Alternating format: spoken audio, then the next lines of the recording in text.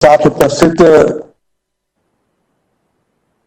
Bharatiya Janata party के अध्यक्ष सम्मानीय चंद्रकांत दादा पाटिल, हमारे अपने महाराष्ट्र के पूर्व मुख्यमंत्री और हमारे वरिष्ठ सहयोगी श्री देवेंद्र फडणवीस जी, मुंबई के अध्यक्ष मंगल प्रभात लोढ़ा जी, महामंत्री हमारे राष्ट्रीय महामंत्री बहन सरोज पांडे जी, हमारे राष्ट्रीय सह संगठन मंत्री वी सतीश जी, हमारे प्रदेश के संगठन मंत्री विजय पुराणिक जी और हमारे भारत सरकार में मंत्री सम्माननीय प्रकाश जावड़ेकर जी और पीयूष गोयल जी, सभी प्रदेश के पदाधिकारी, हमारे मोर्चा के अध्यक्ष, विभागीय संगठन मंत्री और इसके साथ साथ जिला प्रभारी, आज इस वर्चुअल मीटिंग के माध्यम से आप सबके साथ जुड़ने का मुझे सौभाग्य प्राप्त हुआ है। और अभी हमारे प्रदेश अध्यक्ष श्रीमान चंद्रकांत दादा पाटिल ने आपके सामने जो पिछली बैठक जो शायद फरवरी में हुई थी या जनवरी में हुई थी, उसके बाद का विवरण आप सबके सामने रखा है। जो मैं थोड़ा बहुत समझ पाया, मराठी में आपने बोला, लेकिन जो मैं समझ पाया उस माध्यम से मैं कह सकता हूं कि आपने बहुत अच्छा विवरण लॉकडाउन की अवस्था में जो कार्य किया है उसके बारे में आपने चर्चा की है।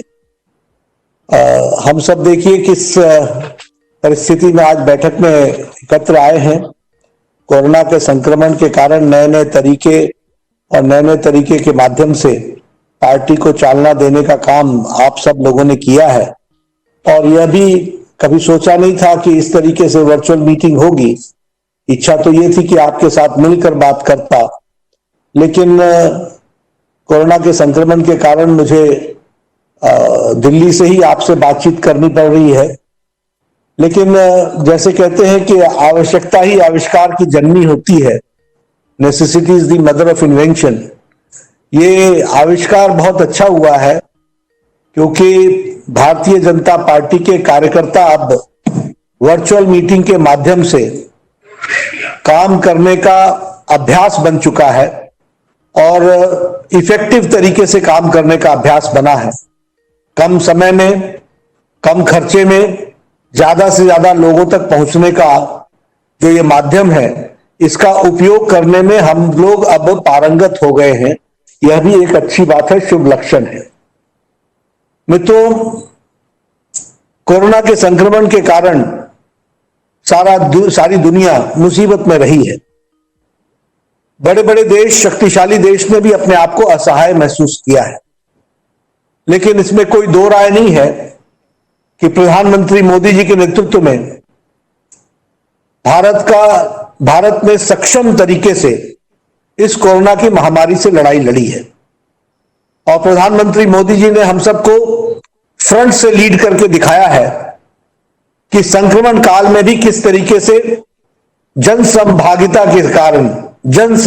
के कारण हम एक अच्छी लड़ाई लड़ सकते हैं और उसके बहुत अच्छे परिणाम भी आए हैं।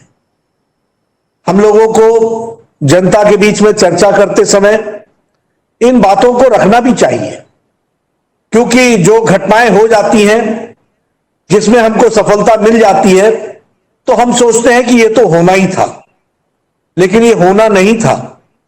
अगर हमारे पास सक्षम नेतृत्व नहीं होता तो शायद आज 130 करोड़ की जनता मुसीबत में होती। और ये मैं कहने के लिए नहीं कह रहा हूं। आप देखिए, शक्तिशाली देश अमेरिका, यूरोप के देश, जिनके पास स्वास्थ्य की सुविधाएं हमसे कहीं अधिक थी, लेकिन वह सारे देश ने अपने आप को असहाय महसूस किया। उनके हेल्थ सिस्टम क्रम्बल डाउन कर गए, कोलैप्स कर गए।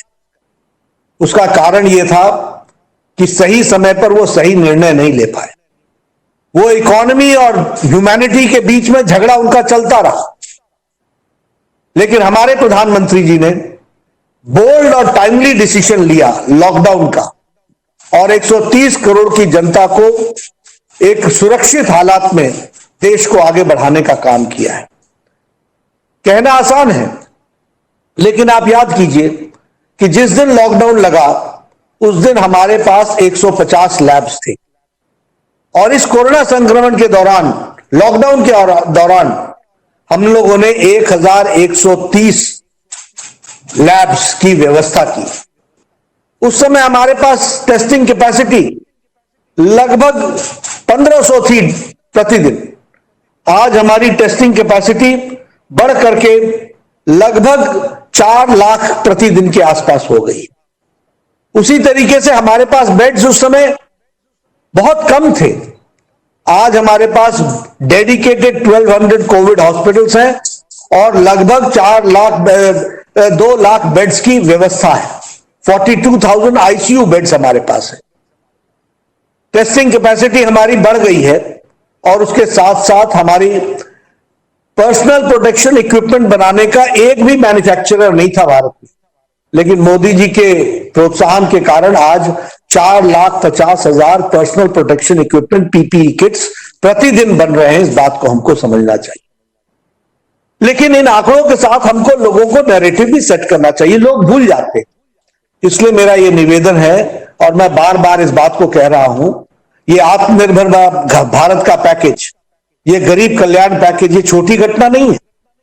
गरीब कल्याण पैकेज ने 80 करोड़ की जनता को पहले 3 महीने और बाद में 5 महीने नवंबर तक की 80 करोड़ की जनता को 5 किलो चावल या 5 किलो गेहूं और 1 किलो दाल ये देने का जो निर्णय किया है, ये हमें इसका एहसास होना चाहिए कि marginal section of the society के लिए कितना बड़ा ये काम हुआ है।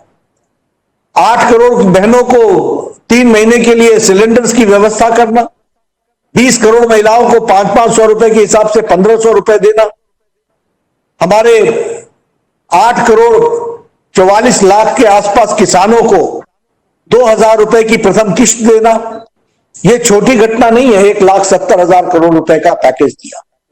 यह आत्मनिर्भर पैकेज जो अगले 3 साल तक चलने वाला है, यह आपदा को अवसर में बदलने वाला है, क्राइसिस को अपॉर्चुनिटी में बदलने वाला है, और इसलिए इसके साथ भी हमको जुड़ने की आवश्यकता है। इसको भी हमको ध्यान में रखना चाहिए, यह मैं कहना चाहता हूं।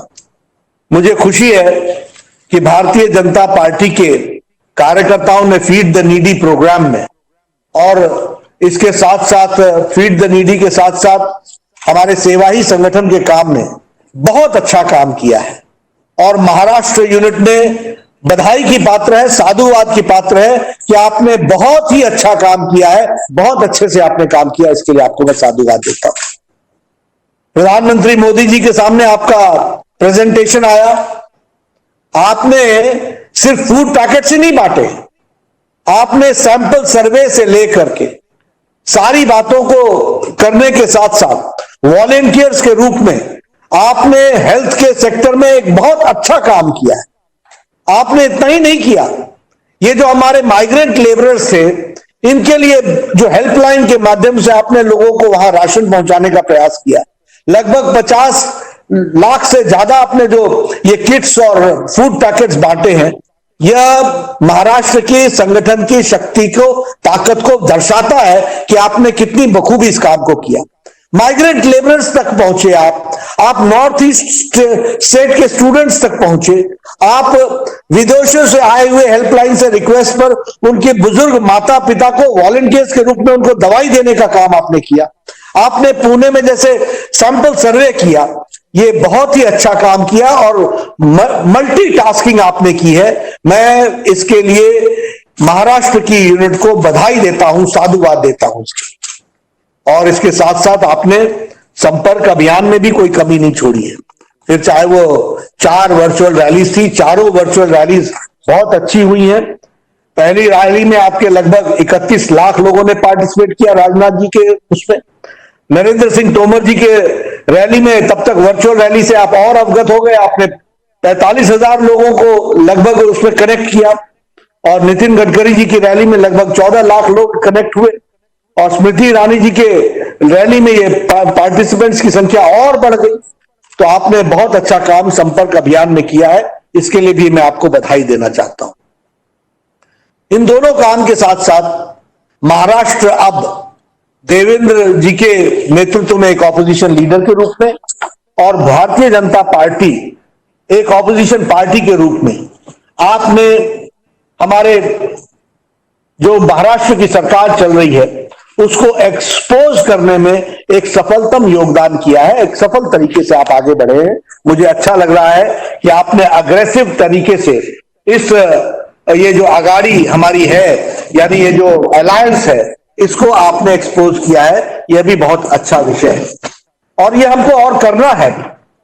ये शेमलेस तरीके से जो सरकार चल रही है, स्वार्थ के कारण जुड़ी हुई है, ये अनहोली अलायंस वाली सरकार है, प्रॉफिट लेने के लिए सरकार है।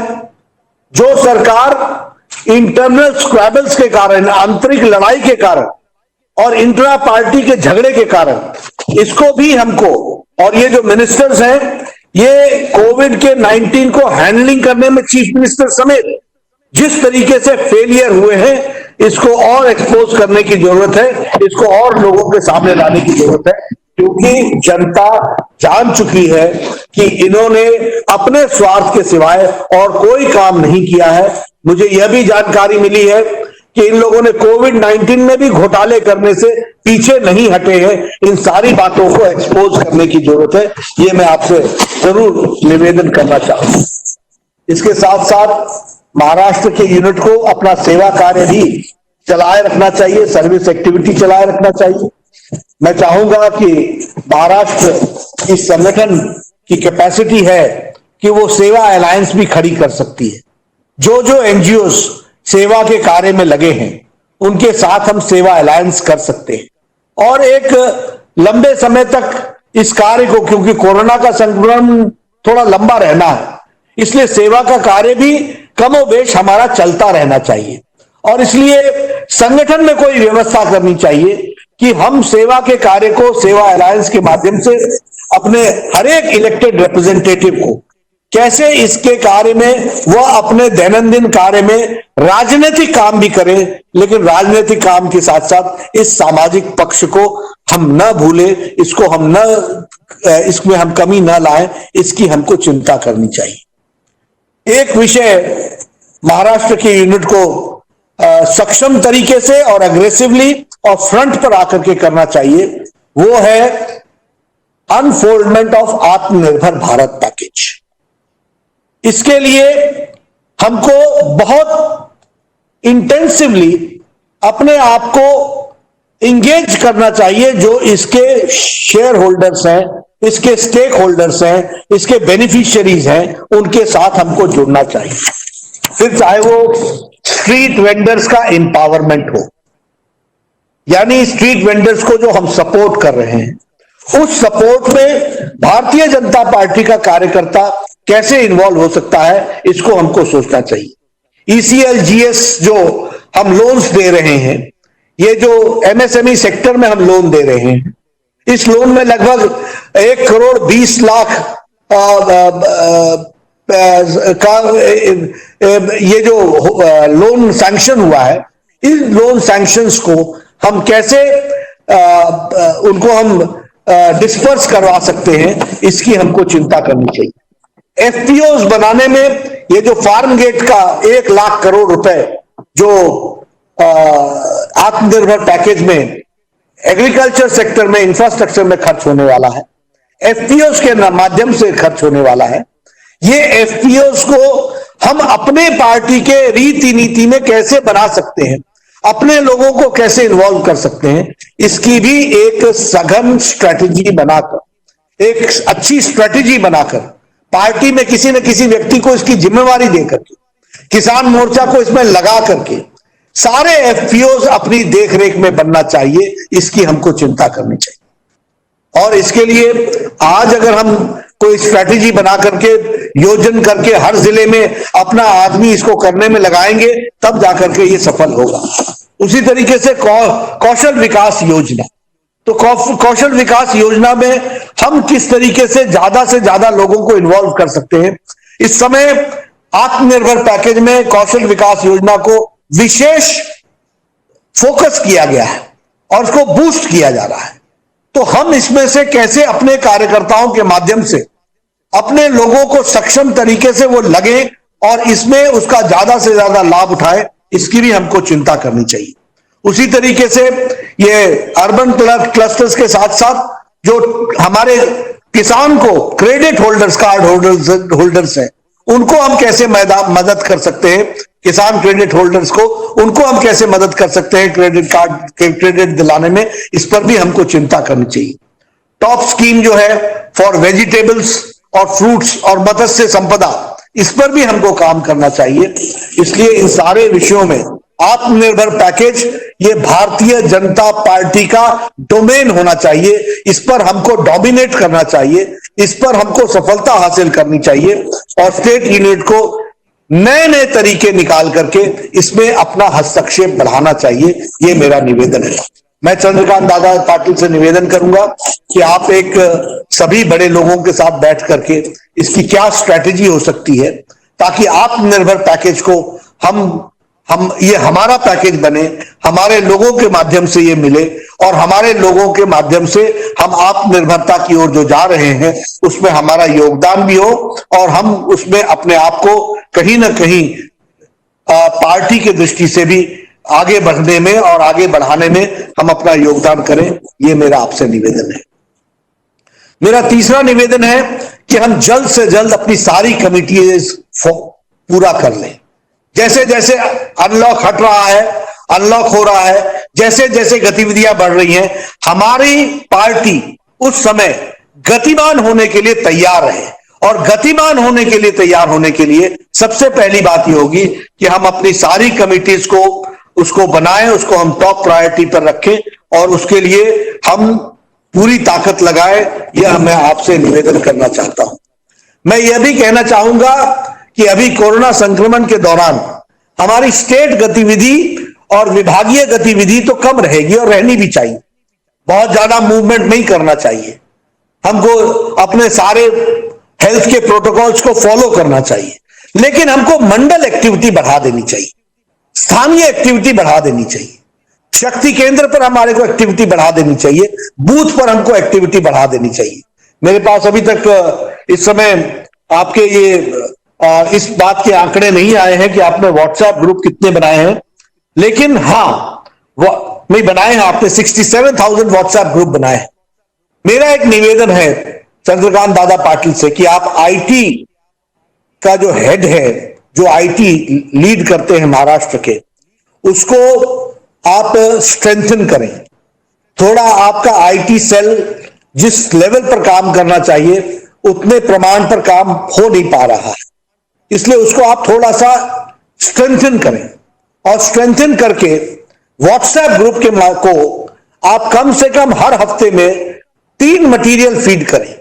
एक जो प्रधानमंत्री कहते हैं, प्रधानमंत्री जी का जो वक्तव्य रहता है, फिर चाहे वो स्किल इंडिया के दिन रहा, फिर चाहे वो यूएन को एड्रेस करते समय रहा, फिर चाहे उनका सोलार पार्क को उद्घाटन करते समय रहा, फिर चाहे वो कहीं और किसी आइडियाज मीट में उनका जो विचार रहा, ये सारे विचारों को क्लिपिंग्स बनाकर हमको व्हाट्सएप ग्रुप में डालना चाहिए ताकि नीचे हम कार्यकर्ताओं को एंगेज करें। ये जो आपके 67,000 व्हाट्सएप ग्रुप हैं, उसमें उस ग्रुप्स में आपको इसको डालना चाहिए ताकि वो नीचे जाकर के फीड हो और नीचे वो लोग उसको कंटेंट को पढ़े। उसी तरीके से भारत सरकार की जो अचीवमेंट्स हैं, वो भारत सरकार की अचीवमेंट्स के भी कंटेंट बनने चाहिए और वो कंटेंट क्रिएट करके उसको भी हमको व्हाट्सएप ग्रुप में फीड करना चाहिए और व्हाट्सएप ग्रुप में फीड करके वो लोगों में चर्चा का विषय बने, यह भी होना चाहिए। और तीसरी चीज करनी चाहिए वो ये है कि प्रदेश सरकार की विफलताओं के वीडियोस, कंटेंट्स, ग्राफिक्स, ये हमको क्रिएट करने चाहिए और ये आईटी सेल प्रदेश को क्रिएट करने चाहिए और ये हमको पर्कुलेट करना चाहिए व्हाट्सएप ग्रुप्स में और व्हाट्सएप ग्रुप्स के माध्यम से उसको ज्यादा से ज्यादा लोगों तक पहुंचना चाहिए। देखिए, हमें अपने पार्टी के बूथ के कार्यकर्ता को पॉलिटिकल कंटेंट देना पड़ेगा, उनको राजनीतिक कार्यकर्ता बनाना पड़ेगा। सिर्फ नमस्ते जी, क्या हालचाल आपका और आप कैसे हैं और क्या है और ये है और वो है, ये करने वाला राजनीतिक कार्यकर्ता नहीं है। राजनीतिक कार्यकर्ता वो है जो राजनीतिक डिस्कोर्स सेट करता है, और राजनीतिक डिस्कोर्स सेट करने के लिए हमको राजनीतिक कार्यकर्ता को फीडिंग मटेरियल देना पड़ेगा, कंटेंट देना पड़ेगा।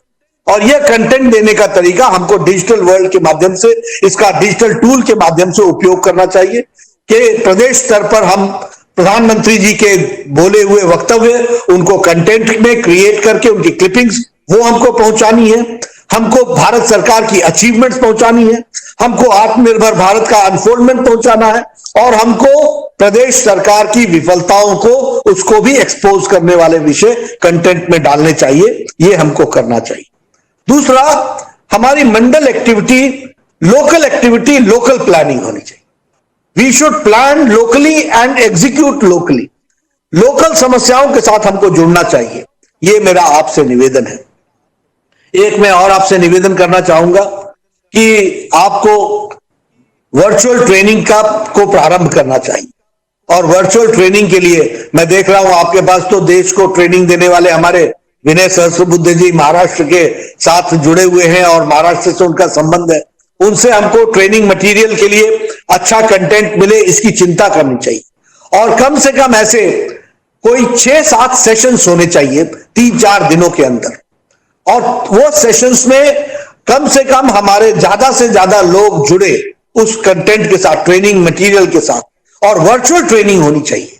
पहले हम ट्रेनर्स ट्रेन करें, मास्टर ट्रेनर्स ट्रेन करें, और मास्टर ट्रेनर्स के बाद हम ट्रेनिंग नीचे तक पहुंचाए, इसकी हमको चिंता करनी चाहिए। इसलिए मैं ये भी निवेदन करूंगा कि भारतीय जनता पार्टी के ऑफिस बेरर्स बैठ करके ट्रेनिंग का एक प्रोग्राम बनाए। उस ट्रेनिंग में कंटेंट क्रिएशन के साथ साथ मास्टर्स ट्रेनर करें, और मास्टर्स ट्रेनर्स के साथ साथ ये लॉकडाउन की अवस्था में वर्चुअल मीटिंग करके हम ट्रेनिंग कर लें, और उसमें यह भी तय करें कि ट्रेनर पूरा समय रहे, नहीं तो उसके लिए कुछ ना कुछ टाइम तय हो सके। और बड़े इनोवेटिव तरीके हमारे को विनय सहस्त्रबुद्धे जी बता सकते हैं कि किस तरीके से हम उनको कोई सर्टिफिकेट भी दे सकते हैं, क्या इंटरनल प्रोसेस में कुछ उनको प्रोत्साहित भी कर सकते हैं, क्या हमारी रीति नीति के अनुसार अच्छा हो सकता है, ऐसा कुछ नया सोच सकते हैं क्या।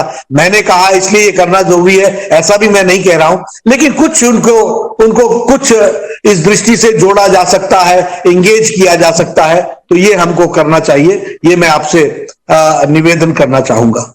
एक हमको जन संवाद शुरू करना चाहिए। हर एक इलेक्टेड रिप्रेजेंटेटिव्स को कम से कम 5 वीडियो कॉन्फ्रेंसिंग अपनी कंस्टिट्यूएंसी में करना चाहिए, और हमारे मंडल में कम से कम ऐसे असेंबली कंस्टिट्यूएंसी में ऐसे 5 पार्टी की तरफ से भी एक वर्चुअल मीटिंग होनी चाहिए। और उस मीटिंग के अंदर जन संवाद में हम महिलाओं के साथ जन संवाद करें, हम युवाओं के साथ जन संवाद करें, अलग अलग ग्रुप्स में करें, यूथ के साथ अलग करें, महिलाओं के साथ अलग करें, दलित भाइयों के साथ अलग करें, उनको एड्रेस करें, ढूंढ करके नए लोगों को ला करके उनके साथ हम वर्चुअल मीटिंग करें, जन संवाद करें। सोशल लीडर्स के साथ हम जन संवाद करें, इंटेलेक्चुअल्स के साथ हम जन संवाद करें। हमारा दायरा बढ़ना चाहिए, और दायरा बढ़ने के लिए हमको ये सब चीजें एक, जिसे हम कहते हैं कि एक यूनिट में, यानी एक असेंबली सेगमेंट में इसको बढ़ाने की आवश्यकता है।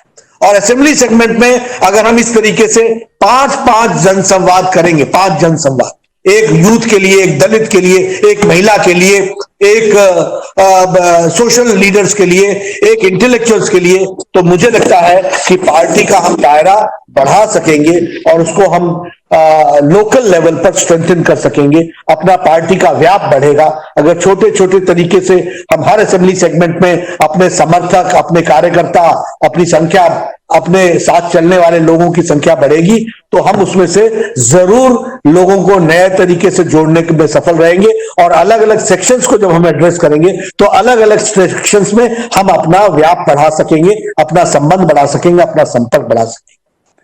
मैं अंत में एक ही बात कहना चाहूंगा कि महाराष्ट्र के बारे में एक समय मीडिया हाउसेस लिखती थी कि this is one of the most innovative smartest party unit.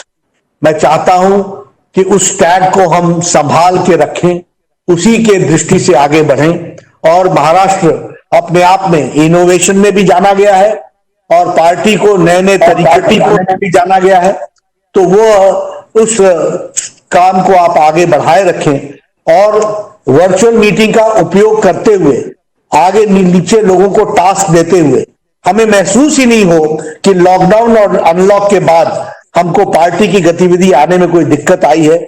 आप लोगों ने ये प्रमाण करके दिखाया है सेवा ही संगठन के माध्यम से और संपर्क के माध्यम से कि पार्टी गतिशील रही है, गतिमान रही है, कहीं नहीं रुकी है और गैल्वेनाइज रही है निचले स्तर तक। अब हम इस गैल्वेनाइज और एक्टिवेटेड सिचुएशन में अपनी शक्ति बढ़ाने में लगाएं, अपने नए नए लोगों को जोड़ने में लगाएं, अपना इंपैक्ट बढ़ाएं, अपना व्याप बढ़ाएं, अपने संपर्क के सूत्र और आगे बढ़ाएं ताकि पार्टी और सक्षम होकर के निकले और अगली बार हमारी तैयारी अकेले महाराष्ट्र को संभालने की होनी चाहिए। इसकी तैयारी आज से हमको करनी है, ये हमको समझना चाहिए, ये संकल्प लेना चाहिए। कोई बैसाखी नहीं, कोई साथ नहीं, अकेले भारतीय जनता पार्टी महाराष्ट्र में कमल खिलाएगी, हर जगह कमल होगा और पार्टी का कैंडिडेट कोई भी कहीं भी होगा, जीतेगा तो कमल जीतेगा। इस तरीके से हमको काम में जुटना चाहिए और आप इस तरीके से काम में जुटेंगे ऐसा मेरा विश्वास है। आपने मेरी बात सुनी, आपका बहुत बहुत धन्यवाद। मैं जल्द आपसे मिलने आऊंगा, जरा कोरोना का संक्रमण कम हो तो हम जल्द मिलने आएंगे और वैसे हम आपसे मिलते रहेंगे। आपने फिर से मेरी बात सुनी, इसके लिए बहुत बहुत धन्यवाद। नमस्कार।